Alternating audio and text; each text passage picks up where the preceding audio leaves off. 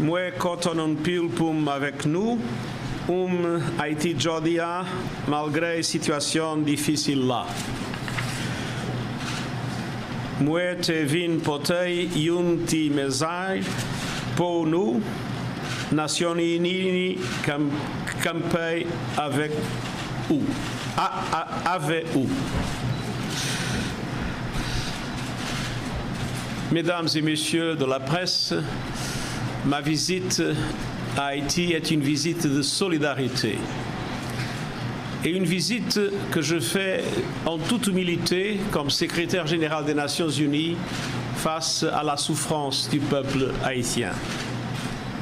Ma solidarité va au peuple haïtien qui fait face à un terrible cycle de crise sécuritaire, politique et humanitaire qui s'exacerbent mutuellement. La violence brutale des gangs touche chaque aspect de la vie publique et privée du pays. Port-au-Prince est encerclé par des gangs armés qui bloquent les principales routes menant aux départements du Nord et du Sud, contrôlent l'accès à l'eau et à la nourriture et aux soins de santé. Je reste profondément préoccupé par l'extrême vulnérabilité des populations face à ces gangs prédateurs, notamment par l'impact disproportionné de cette violence sur les femmes et les filles. Je condamne avec la plus grande fermeté les violences sexuelles généralisées utilisées par les gangs armés comme une arme pour installer la peur. La gravité de la situation exige une attention urgente et soutenue qui place les victimes et les populations civiles au centre de nos préoccupations et de nos priorités. Nous avons besoin d'approches nouvelles et intégrées alliant enjeux sécuritaires et politiques, état de droit, questions humanitaires et de développement. Il ne peut y avoir de sécurité durable sans un rétablissement des institutions démocratiques. Et il est impossible de parvenir à des solutions politiques pérennes et pleinement représentatives sans une amélioration drastique de la situation sécuritaire.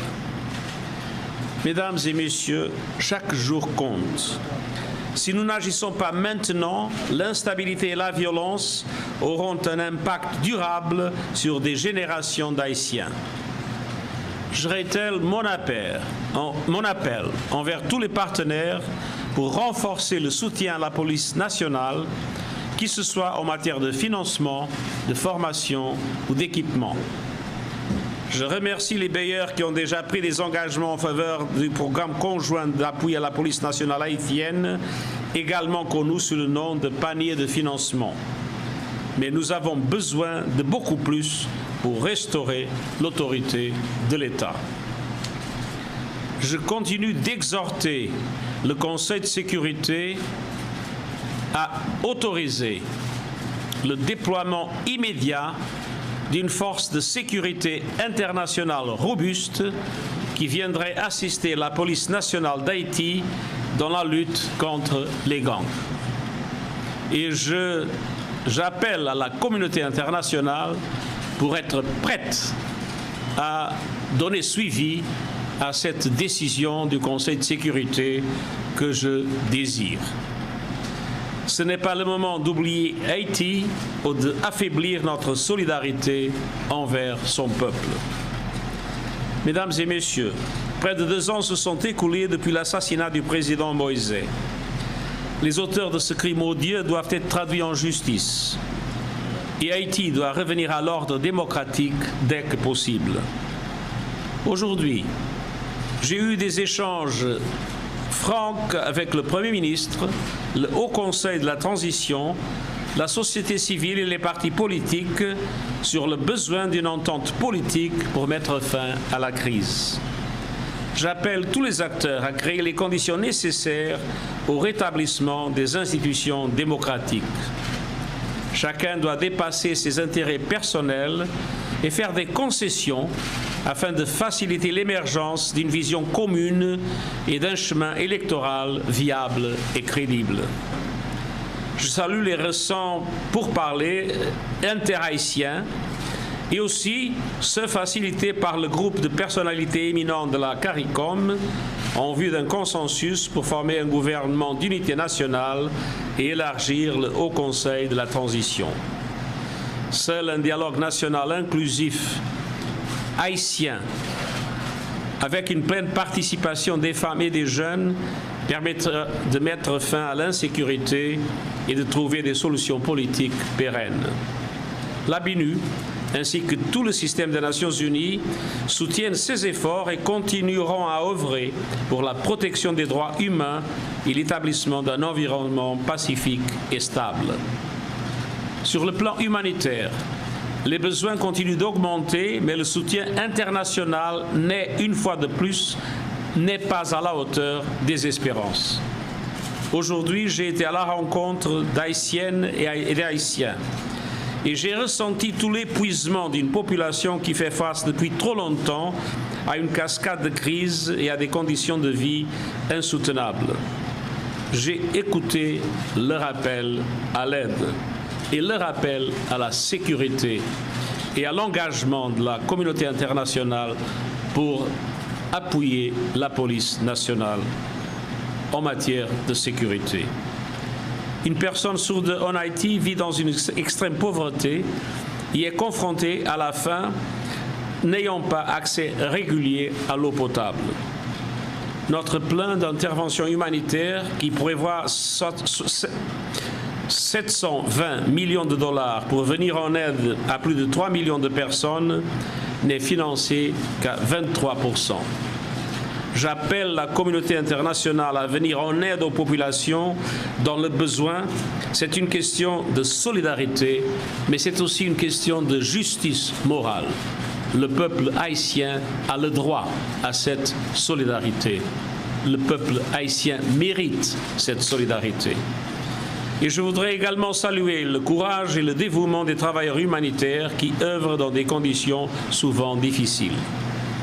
Les attaques à leur encontre doivent cesser immédiatement.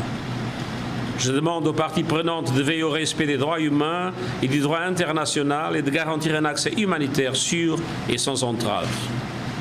Mesdames et messieurs de la presse, ces crises multiples émanent d'un même défi connu de tous et tragiquement prévisible, un déficit chronique de développement. En fin de compte, seul un développement inclusif et durable permettra de rompre le cycle historique de crise, répondre aux défis humanitaires et sécuritaires et créer un environnement constitutionnel et politique stable. Aucune solution ne pourra être trouvée sans le peuple haïtien. Mais l'ampleur des problèmes requiert le plein appui de la communauté internationale. Demain, je participerai au sommet CARICOM à Trinidad et Tobago et je salue le soutien régional en faveur de Haïti. Je sais que le Premier ministre y sera aussi présent. Je veux le redire au peuple haïtien. Les Nations Unies se tiennent à vos côtés pour soutenir tout effort national dans l'intérêt de tous les Haïtiennes et de tous les Haïtiens, en particulier des jeunes qui méritent un avenir plus sûr, plus juste et plus pacifique. Merci un pile. Secrétaire général, merci. On va prendre quelques questions. On prend Métropole et ensuite Radio Nationale. Métropole. Monsieur le secrétaire général, Monsieur le secrétaire général de l'ONU, bienvenue en Haïti et bon départ. Je suis Jean-Jules Desaugustes, je travaille pour Radio et Télévision Métropole. Donc, au-delà de ce re-questionnement sur la mission, la force robuste qui doit venir en Haïti, est-ce que vous avez un délai, donc une date que la réponse pourra être donnée pour venir en aide à Haïti? Vous parlez de justice morale dans le cadre de la situation sociopolitique d'Haïti. D'une part, de l'autre, vous avez rencontré les acteurs. Qu'est-ce qu'ils vous promettent? Est-ce qu'ils vous donnent l'assurance qu'ils trouveront une entente entre eux, politique notamment? Et troisièmement, pour finir, il y a des gens qui reprochent à l'ONU de faire partie intégrante de la crise à cause de la MINUSTAH qui a intégré le choléra en Haïti, qui est encore là et qui fait partie de la crise sanitaire. les dommages ou les dédommagements, la réparation, comment l'ONU voit ça aujourd'hui. Merci beaucoup. Vous allez m'excuser, mais j'ai un problème de... Alors, la première question, c'était de savoir si vous avez un délai pour la force internationale. Un délai pour la force internationale. La deuxième question, c'était est-ce que les acteurs politiques vous ont promis de travailler à une solution politique? Et la troisième question, c'est est-ce que l'ONU n'est pas une partie intégrante du problème en Haïti dû au choléra, ce qui s'est passé avec la MINUSTAH? Premièrement, je n'ai pas de calendrier. J'appelle au Conseil de sécurité pour prendre une décision positive et j'appelle aux États qui ont la capacité de fournir une force sécuritaire robuste, de ne plus avoir des hésitations et d'être prêts à suivre une décision du Conseil de sécurité. Mais pour le moment, ce n'est pas encore possible de prévoir quand est-ce que ces deux conditions seront remplies. La deuxième question... Est-ce que les acteurs politiques se sont engagés à avancer? Je dois vous dire que j'ai eu des réunions très intéressantes et à mon avis très constructives avec le Premier ministre, avec le Haut Conseil de la Transition, avec les partis politiques et proches du gouvernement et de l'opposition et avec la société civile. Et je crois qu'il nous faut avoir un espoir qu'un consensus élargi soit établi pour pouvoir aller devant dans la perspective de création le plus tôt possible. Naturellement que ça exige aussi une intervention sécuritaire essentielle, mais pour qu'on puisse arriver le plus tôt possible à une normalisation de la vie démocratique de Haïti. Et finalement, je vous ai dit, quand j'ai commencé mon intervention, que j'étais ici en toute humilité. Je crois que les Nations Unies ont fait des choses positives en Haïti. Je crois que les Nations Unies ont aussi commis des erreurs et ont contribué d'une façon négative dans certains domaines. C'est en toute humilité que je suis là pour exprimer au peuple haïtien toute ma solidarité et tout mon engagement. Merci. Radio Nationale. Bonsoir à tous. Monsieur le secrétaire général. Monsieur le secrétaire général, votre visite, je cite, est une visite de solidarité faite avec humilité.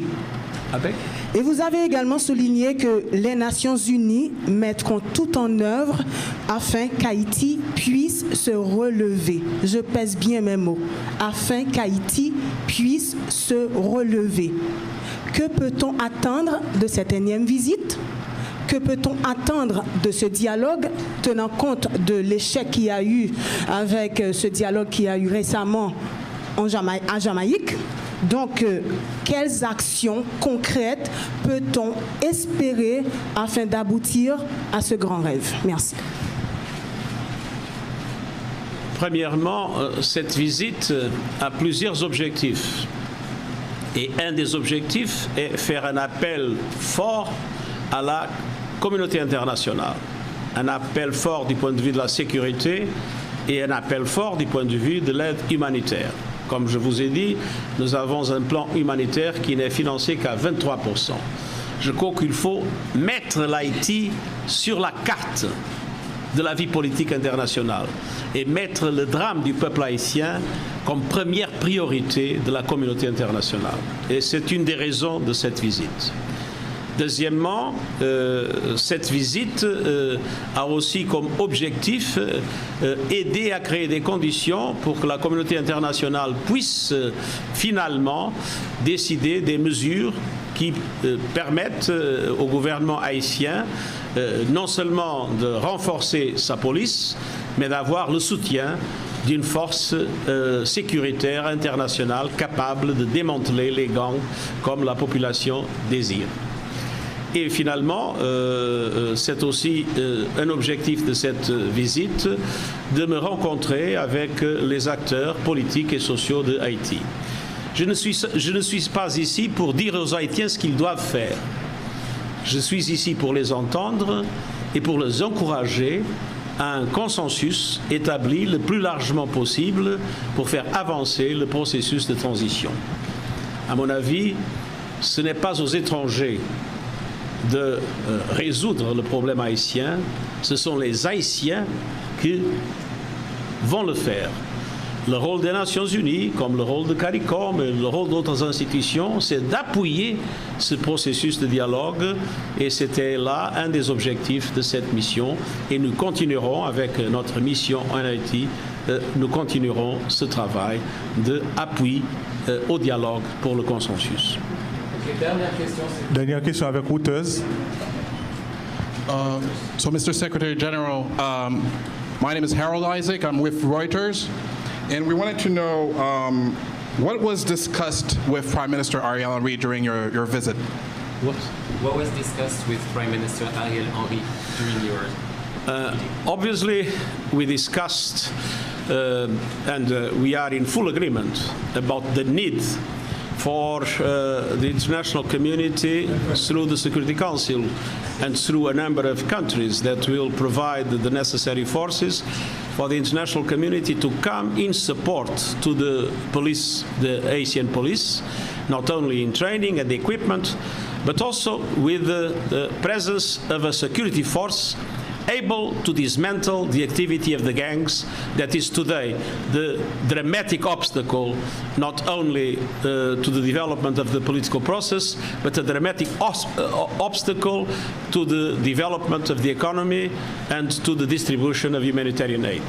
This was a central aspect of our discussions. But we also discussed the different steps that are being taken in order to move in the direction of creating as large as possible and inclusive as possible base for the political process to move ahead and for credible elections to be able to take place in the best possible delays.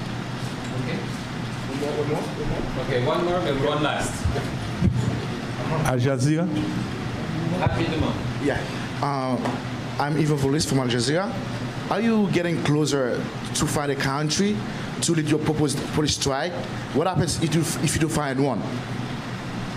Are you closer to having a country willing to take the leadership of this international force? The leadership will not be of any international force.